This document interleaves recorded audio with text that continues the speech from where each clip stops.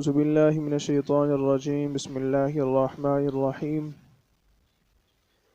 ومن اظلم ممن افترى على الله كاذبا او قال اوحی الی ولم یوحى الیہ شیء ومن قال،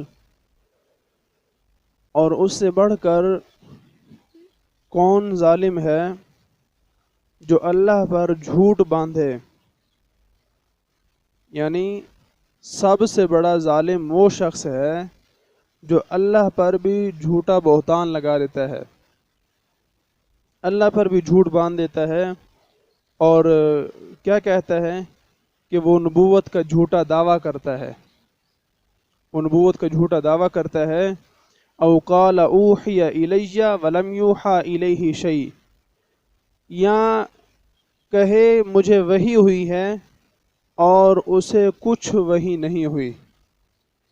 وہ کہتا ہے کہ میری طرف وحی نازل ہوتی ہے اور حالانکہ اس کی طرف کچھ بھی وحی نازل نہیں ہوتی، وحی میں سے کچھ بھی اس کو نہیں ملتا اور کچھ بھی اس کے پاس نہیں نازل ہوتا۔ اس کی شان نزول کے بارے میں فرماتے ہیں یہ آیت مسیلمہ کذاب کے بارے میں نازل ہوئی جس نے یمن کے علاقہ یمامہ میں نبوت کا جھوٹا دعویٰ کیا،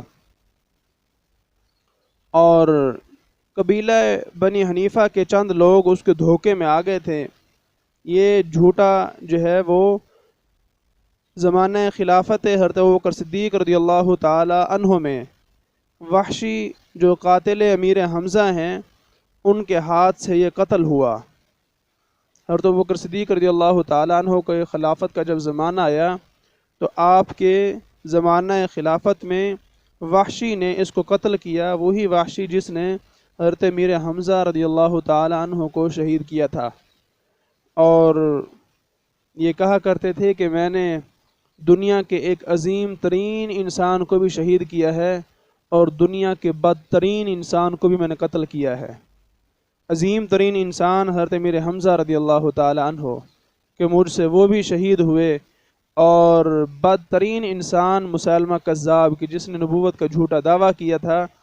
تو اس کو بھی وحشی نے ہی قتل کیا۔ اور ان کی بڑی یہ تمنا تھی کہ میں غلطی سے حضرت امیر حمزہ کو قتل کر بیٹھا ہوں، اور حضور اس پر جو ہے وہ بہت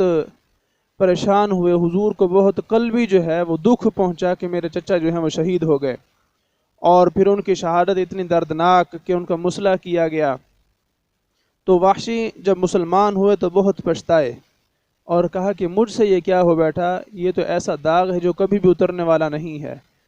تو ان کی یہ کوشش تھی کہ میں ایسا کام کروں کہ حضور کسی طریقے مجھ سے راضی ہو جائیں اور میرا پچھلا جو کام ہے وہ کسی نہ کسی طریقے جو ہے وہ ختم ہو جائے۔ تو اس وجہ سے انہوں نے بہت کوشش کر کے بڑی محنت کے ساتھ جو ہے وہ نبوت کے جھوٹے دعوے دار مسیلمہ کذاب کو قتل کیا، اور یہ سوچا کہ اگر میں نے حضور کے چچا حضرت حمزہ کو جو ہے وہ شہید کر کے حضور کو دکھ پہنچایا ہے تو میں نے مسیلمہ کذاب کو قتل کر کے میں نے حضور کو سکھ بھی پہنچا دیا ہے۔ اور یہ بہت بڑی بات ہے کہ نبوت کسی جھوٹے دعوے دار کو اس دنیا سے ختم کرنا، کیونکہ جھوٹے دعوے دار نبوت کے وہ آتے رہیں گے، وہ آتے رہیں گے، اور حدیث پاک میں بھی فرمایا گیا کہ میں آخری نبی ہوں، میرے بعد کوئی نبی نہیں ہے، لیکن جھوٹے نبوت کے دعوے کرنے والے جو ہیں وہ آتے رہیں گے، وہ جھوٹے ہوں گے اور ان کی طرف جو ہے وہ کوئی وحی نازل نہیں ہوگی، لیکن وہ کہیں گے ہاں جی میری طرف بھی وحی نازل ہوتی ہے۔ تو وہ کہتا ہے کہ میری طرف وحی نازل ہوتی ہے حالانکہ اس کی طرف کچھ بھی وحی نازل نہیں ہوتی۔ ومن قال سأنزل مثل ما انزل اللہ، اور جو کہے ابھی میں اتارتا ہوں ایسا جیسا خدا نے اتارا، میں بھی نازل کرتا ہوں ابھی جس طرح اللہ نے نازل کیا ہے، اللہ نے اتارا ہے۔ اس کے شان نزول کے بارے میں فرماتے ہیں کہ یہ عبداللہ بن ابی سرح کاتب وحی کے حق میں نازل ہوئی جب آیت والا قد خلقنا الانسان کہ بے شک ہم نے آدمی کو چنی ہوئی مٹی سے بنایا نازل ہوئی، اس نے اس کو لکھا، اور آخر تک پہنچتے پہنچتے پیدائش انسان کی تفصیل پر جو ہے وہ مطلع ہو کر متعجب ہوا، اور اس حالت میں آیت کا آخر فتبارک اللہ احسن الخالقین کہ تو بڑی برکت والا ہے، اللہ سب سے بہتر بنانے والا ہے، بے اختیار اس کی زبان پر جاری ہو گیا اس پر اس کو یہ گھمنڈ ہوا کہ مجھ پر بھی وہی نازل ہونے لگی ہے۔ علم آ جانا جو ہے وہ بڑی بات نہیں ہے، علم کو ہضم کرنا اور پچانا اس لیے ضروری ہے۔ میں اکثر کہا کرتا ہوں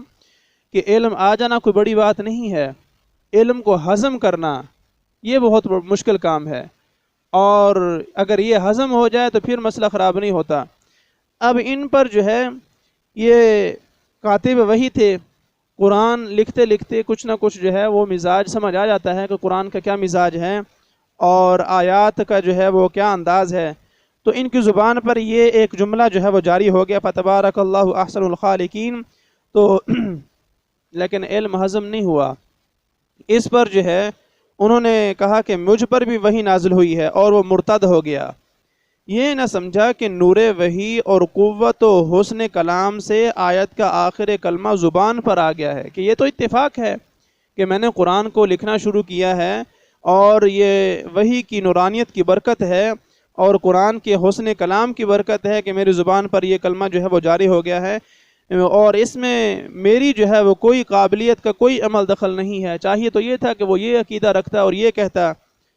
اور زور کلام خود اپنے آخر کو بتا دیا کرتا ہے۔ کلام اگر بہترین ہو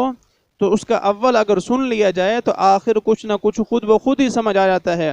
جیسے کبھی کوئی شاعر نفیس مضمون پڑھے، وہ مضمون خود قافیہ بتا دیتا ہے اور سننے والے شاعر سے پہلے قافیہ پڑھ دیتے ہیں کہ یہ پہلا مصرع ہے تو اس کا آگے والا مصرع اس طرح سے ہونا چاہیے، حالانکہ بندہ شاعر بھی نہیں ہوتا، لیکن چونکہ پیچھے سے ایک پوری نظم جو ہے، پوری نعت جو ہے وہ سنتا چلا آ رہا ہے، تو اس وجہ سے کسی شعر کا آخر جو ہے وہ دوسرا مصرع جو ہے وہ بندہ خود بھی پڑھ لیتا ہے۔ تو یہ تو اس کلام کی جو ہے وہ خوبی ہوتی ہے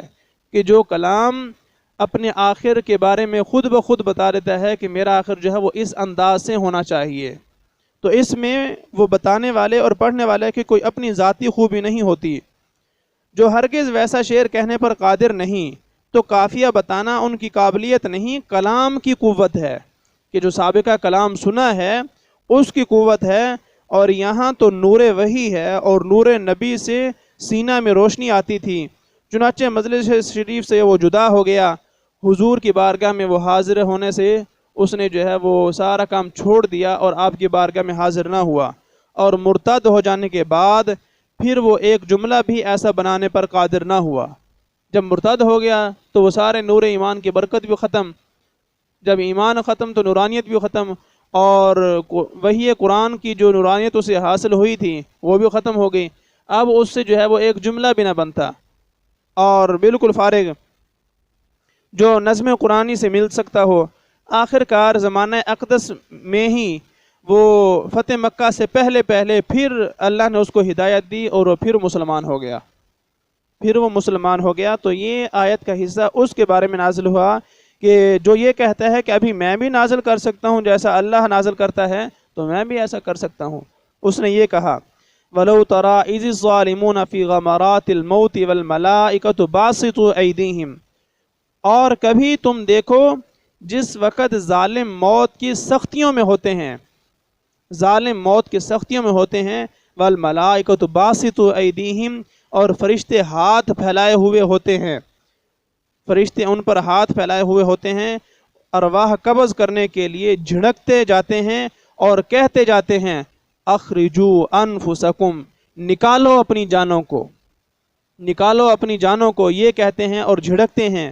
الیوم تجزون عذاب الہون بما کنتم تقولون علی اللہ غیر الحق، آج تمہیں ذلیل و خوار کرنے والا عذاب دیا جائے گا، آج تمہیں ذلیل کیا جائے گا اور خواری کا عذاب دیا جائے گا۔ وجہ بما کنتم تقولون علی اللہ غیر الحق، وجہ یہ ہے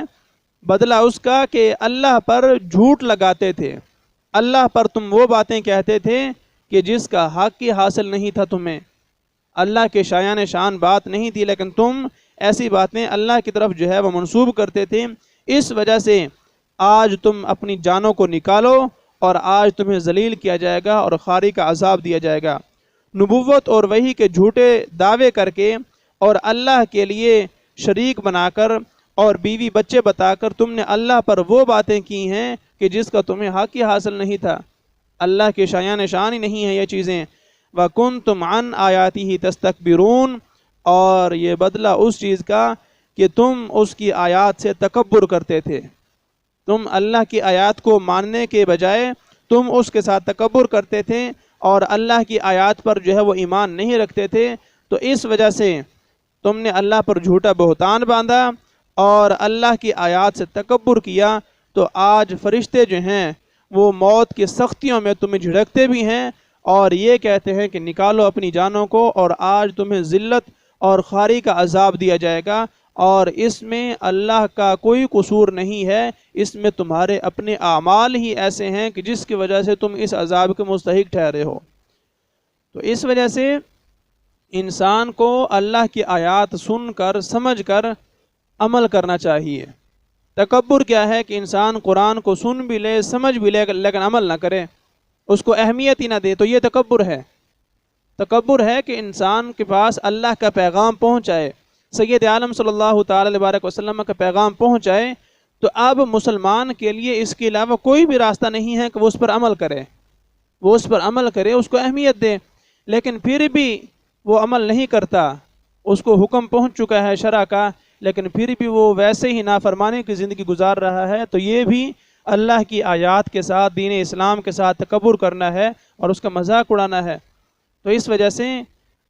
ہمیں چاہیے کہ ہم اسلام کے مطابق اپنی زندگی گزاریں، دین اسلام کا جو حکم ہم تک پہنچے ہم لازمی طور پر ہر حال میں اس پر عمل کریں۔ اللہ رب العزت کی بارگاہ میں دعا ہے کہ اللہ تبارک و تعالی مجھے بھی، آپ کو بھی، حضور کی پوری امت کو دین اسلام کے مطابق عمل کی توفیق عطا فرمائے، اور اس کے صدقے ہماری